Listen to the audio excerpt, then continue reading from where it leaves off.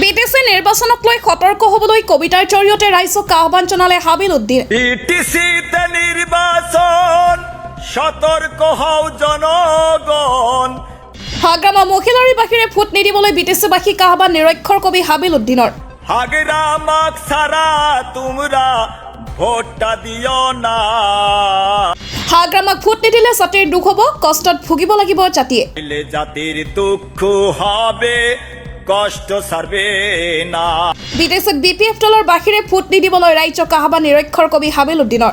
BPF দল সারা ভোটটা দিও না, নইলে জাতির কষ্ট। সমাগত বিটিচি পৰিষদীয় নিৰ্বাচনত উঠি পৰি প্ৰচাৰ অভিযানত নামি পৰিছে শাসক বিৰোধী। এনে সময়তে সামাজিক মাধ্যমৰ জৰিয়তে বিটিচিবাসীক বিশেষ আহ্বান জনালে নিৰক্ষৰ কবি হাবিল উদ্দিনে।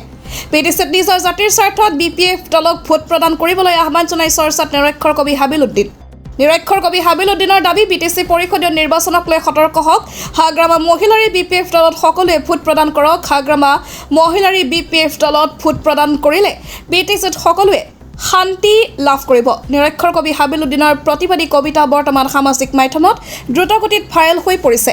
বিটিসিতে নির্বাচন সতর্ক হও জনগণ। বিটিসিতে নির্বাচন সতর্ক হও জনগণ। হাগ্রামাক সারা তোমরা ভোটটা দিও না, নইলে জাতির দুঃখ হবে, কষ্ট সারবে না। নইলে জাতির দুঃখ হবে, কষ্ট সারবে না। বিটিসিতে নির্বাচন সতর্ক হও জনগণ।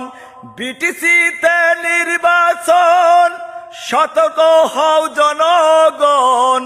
বিপিএফ দল সারা ভোটটা দিও না, নইলে জাতির কষ্ট হবে, দুঃখ সারবে না। নইলে জাতির কষ্ট হবে, দুঃখ সারবে না।